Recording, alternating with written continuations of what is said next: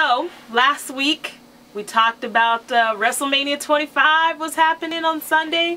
I, of course, watched it, and it was awesome. It was worth the price of admission. A lot of the matches were really, really great.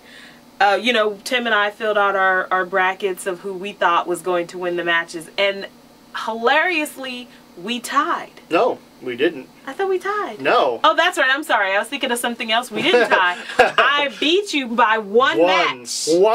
By one match. And that was the worst excuse, apparently, for a match in the world. I lost by a 20-second match. Really, really. The hilarity of it. Yeah. But Triple H won, and I picked that one. Yep. John Cena won, and that's the one you picked. Yes. The tiebreaker was the Intercontinental match between JBL and Rey Mysterio, in which I won because Rey Mysterio won the match in like 20 seconds. 20 seconds. Which was just like really 20 hilarious. seconds, people. I mean, come on. You know, Matt Hardy beat Jeff Hardy, and we both got that wrong. Yep. And The Undertaker won, so we both picked that one, which, by the way, was the match of the night. They said it was like, what, really, 30 minutes? Oh, it was so spectacular. They stole the show. It was such a good match. I have a question. You know when you watch, like, Al Pacino act or something, people are like, that's an acting lesson. Yeah. When you watch that, is that like something you'd say, like, that's a wrestling lesson? Yeah, it was really like all those like, young punks in the locker room should have been in front of the screen taking notes. Because they're both in their 40s, They were putting on a clinic. It was such a good match. I'll have to watch that when it comes out on DVD, I guess. CM Punk won the Money in the Bank ladder match, and neither one of us picked him for the second year in a row. I thought it was the obvious choice, so I was, you know... Yeah, I really did too. It was a little bit of a surprise that he won 2 years in a row, but that's what's going on. And then the 25 Diva Battle Royal, actually, it was a man dressed as a woman who won that match, so we don't need to talk about that. Well, no, here, I want to talk about it. Because I went to choose, like, the most attractive female, and apparently, like, the least attractive person in the world won it, so I was kind of on the wrong track. If I would have went the other way, I would have got it right. Oh, the big thing that we've been talking about for a couple of weeks was months. Chris Jericho versus the Legends, who had just got inducted into a couple who had been in the Hall of Fame, and Mickey Rourke was going to be ringside at the match. So Chris Jericho, he beats the Legends, although I have to say, Ricky the Dragon Steamboat in his 60s put on a show. He busted some moves out I didn't know he could still do, so it was really great for him. I actually watched him the next night on Raw, and he wrestled too. Yeah. And I was like, wow. Yeah, didn't know he still had that in him. 20-year-olds that can't even do that. Right, right. But at the end of the match, Chris Jericho's in the ring, and he's taunting Mickey Rourke to get in the ring, so Mickey Rourke makes his, slow entrance to the ring from his ringside seat. Gets in the ring, yeah, it really was like that.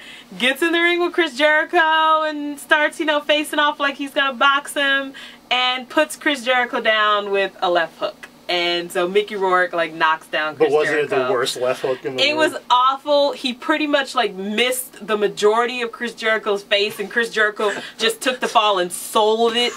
He really did. He really did. It wasn't that it wasn't a good punch. He just really, like, missed him and just sort of glanced at Chris Jericho, but just Chris Jericho took the fall, sold it, and the next night Mickey Rourke was on all the shows that he had knocked down Chris Jericho at WrestleMania. So does Chris Jericho deserve an Oscar for his performance? He really did. He really did sell Mickey Rourke. He did Mickey Rourke a big favor by selling that punch. So, all in all, WrestleMania 25 was great. It was spectacular. I'm just not paying $55 But I think the more important point is that I beat him. It's true.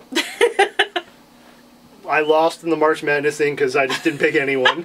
Lost in WrestleMania, so I'm looking for revenge. So I'm hoping the NBA playoffs, maybe like the Alaskan bobsleds thing coming up. Something that I can, regain. Really? Yeah, so I'm looking for something. Hopefully, maybe I can get some traction in this Want to See It. Oh, like that transition. Oh, that was awesome. Lovely. So we're going to talk about Want to See It for the next 2 weeks. Because of the Easter holiday, we're going to take a week off. I know, we're lazy bastards. We need a vacation, yeah, come on. We're so sick of each other, it's not even funny. Like, off camera, we don't even talk to each other. We have, like, our agents and secretaries talk to each other. Yeah, really. So Want to See It's for 2 weeks. So let's recap last week.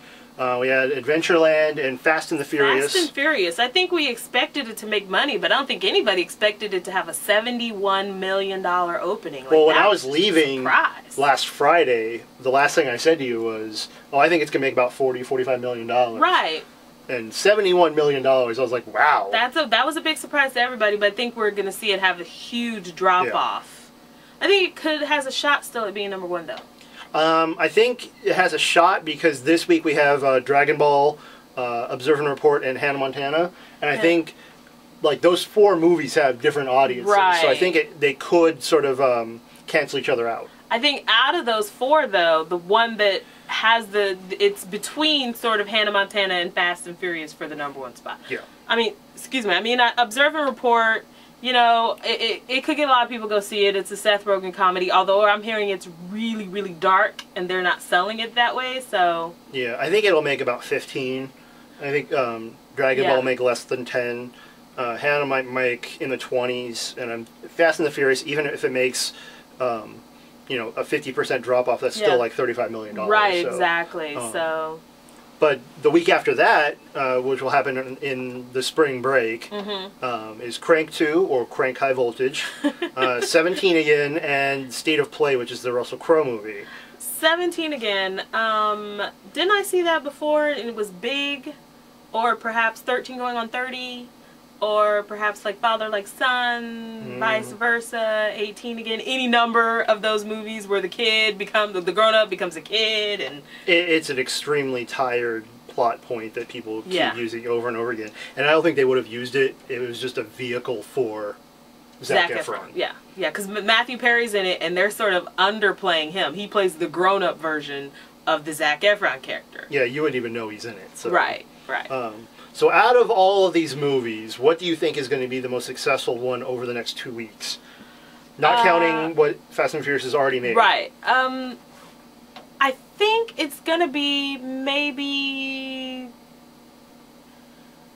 I think it's going to be maybe 17 again, because that seems like something that, you know, families will go see, parents can maybe tolerate it.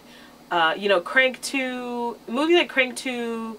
Dragon Ball, they have a very set audience. Those people go see it first weekend, and then nobody else is really interested in seeing it. Yeah. State of Play, that's a, you know, a journalistic thriller, which I don't know. I think it'll get a lot of older people that aren't going to want to see any of these other movies.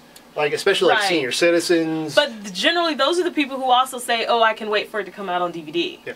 So... I mean, I really think it's probably Fast and Furious has a shot at, you know, holding on and picking up traction. I'm just going to go off on a limb because I've got nothing to lose since Wrestlemania. You know, my life has no meaning. I'm just going to go and say Hannah Montana is going to be the biggest movie of the I don't know. We were talking earlier that there were some kids who said they're over Hannah Montana. Yeah, like my niece, I caught her watching Hannah Montana the other day, and I'm like, she was watching the TV show. I'm like, oh, are you going to see the movie? Like, you can take your dad to see it? She's like, no. And I'm like, well, you watch TV? She goes, I don't want to see that movie. And I'm like, okay. Yeah. She's just over Hannah Montana, apparently. I think the movie is going to underperform compared to what people are expecting. Yeah. One movie I'm excited to see that the trailer just came out is Where the Wild Things Are, based off the enormously popular children's book directed by Spike Jonze. As a child, yeah. It's exciting. I think that's one of those things that we never thought could be made into a movie. And now that it's there and it kind of looks faithful, that really has me excited. And my niece loved it. She was jumping up and down. So I know you weren't really impressed with it. It's not that I wasn't impressed. I mean, it was a beautifully made trailer. I can't say it's ever been one of my favorite books that I read as a child. So I'm maybe just not as excited about it as everybody else. But we'll see. Maybe as I see some more scenes and some more stuff from it. And we have until October. So right. So plenty of time. But the trailer is very beautifully done. And like you say, it was one of those books who we thought it would never be a movie because it was so out there. But it looks like Spike Jonze really just... he's a perfect person for it. So check that out. You could just Google the trailer. You can find it anywhere. Right.